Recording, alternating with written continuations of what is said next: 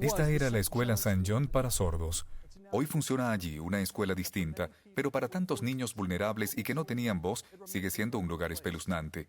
Allí fueron abusados y en ocasiones violados por el padre Lawrence Murphy. Se cree que el sacerdote seleccionaba como víctimas a los más vulnerables o a quienes ya habían sufrido tragedias en sus cortas vidas. Terry Kohut coincidía con ese patrón. Mi hermano se electrocutó. Murió cuando yo tenía 10 años. Y a los 11 años, mi padre se ahorcó. A los 12, mi perro favorito murió. Todo eso me destrozó y vi al padre Murphy y creí que sería como un segundo padre para mí. Pero para mi sorpresa, se aprovechó de eso.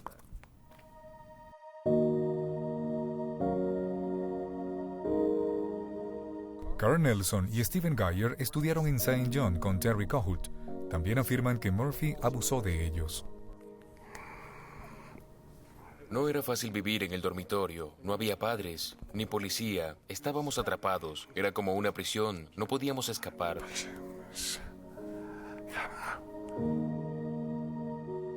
Carl Nelson era luterano, pero el padre Murphy lo ayudó a convertirse al catolicismo. Y luego comenzó a visitarlo de noche en su cama. Tenía miedo. Era solo un niño. Él era un hombre fuerte. ¿Qué podría hacer? En varias ocasiones, los niños trataron de contar lo que sucedía a familiares, otros sacerdotes, pero nadie les creyó. Carl Nelson dijo que un grupo de niños incluso recurrió a la policía de Milwaukee en busca de ayuda, pero la policía los llevó de vuelta con el padre Murphy. Hablamos con la policía, le contamos nuestra historia, pero le creyeron a él. Creyeron en el padre Murphy, no en nosotros. Los niños de la escuela incluso redactaron documentos. Tras años de acusaciones y amenazas de demandas, el obispo local finalmente trasladó al padre Murphy en 1974 a una zona remota del norte de Wisconsin. Allí surgieron más reportes de abuso. Dígame por qué decidió presentar una demanda. ¿Qué desea que suceda?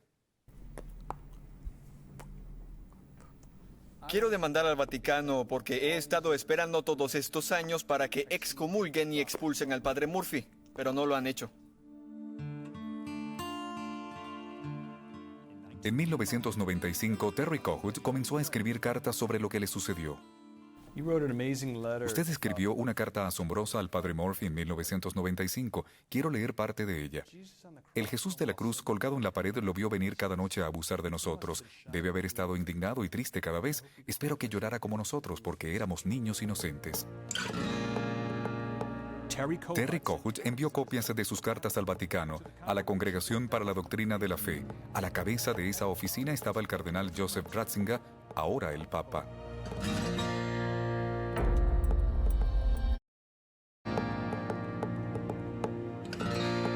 A mediados de los 90, acusaciones de violación y abuso sexual por parte del padre Lawrence Murphy en la escuela St. John en Milwaukee llegaron a conocimiento del Vaticano.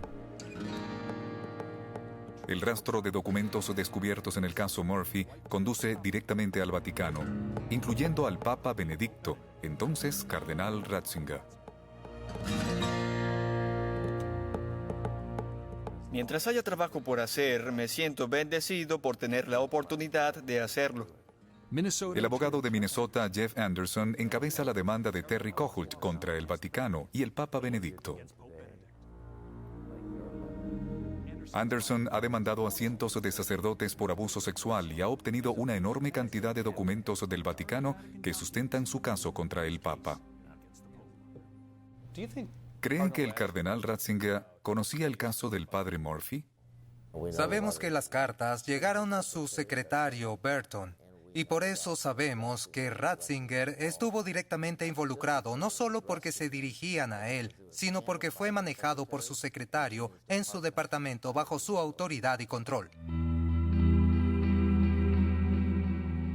Los casos de abuso sexual no eran entonces la principal responsabilidad de Joseph Ratzinger como cabeza de la Congregación para la Doctrina de la Fe. Pero un puñado de casos, incluyendo al de Murphy, sí llegaron a su atención directa. Esos son los casos que nos dan una mirada más clara sobre lo que el Papa sabía. Es a través de documentos internos obtenidos por CNN y raramente vistos que se revela la historia verdadera. El 17 de julio de 1996, el arzobispo de Milwaukee, reverendo Renberg Wigland, escribió al cardenal Ratzinger describiendo los abusos del padre Murphy y su uso del confesionario para acciones pecaminosas. Wigland consultaba al cardenal Ratzinger sobre cómo proceder. Tomarían 8 meses y 2 cartas más dirigidas al Vaticano para obtener una respuesta. El secretario del cardenal Ratzinger, arzobispo Tarcisio Bertone, le respondió sugiriéndole proceder con un juicio eclesiástico secreto.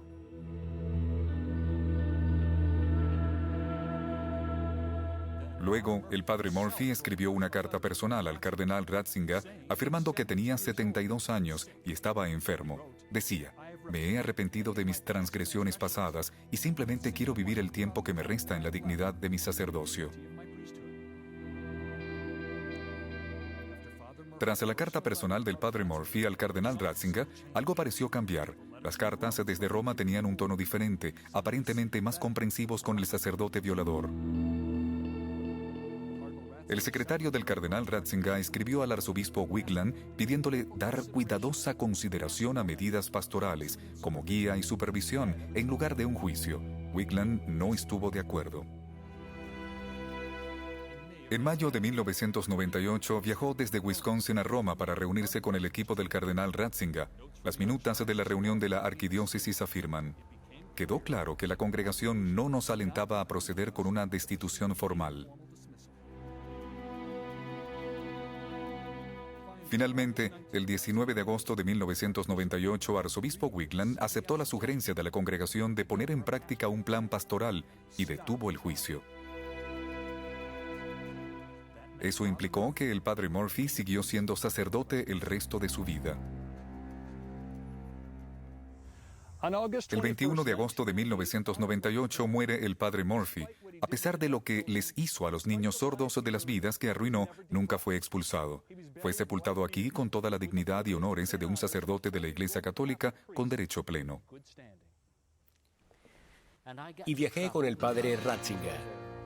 El fiscal del Vaticano, Monseñor Charles Scicluna, afirma que entiende la frustración y la ira en el caso Murphy. ¿Se debió permitir al padre Murphy morir como sacerdote? Si el caso se hubiese decidido hoy con el conocimiento que tenemos, el juicio habría sido distinto. Hablamos de juicio humano aquí. ¿Fue fallido el juicio humano por parte del cardenal en este caso? No hablaría de fallido, porque es un juicio que requirió muchas reparaciones y escándalo en el sentido de que se esperaba una admisión pública de culpa y garantizar que el padre Murphy fuese colocado en un ministerio donde no constituyera un riesgo. ¿No fue un error en ese entonces? No lo calificaría de error. Lo llamaría un enfoque diferente para un caso muy difícil. Pero el abogado de Terry Kohut ve las cosas de manera diferente. Ese proceso está diseñado para una sola cosa, y es evitar el escándalo.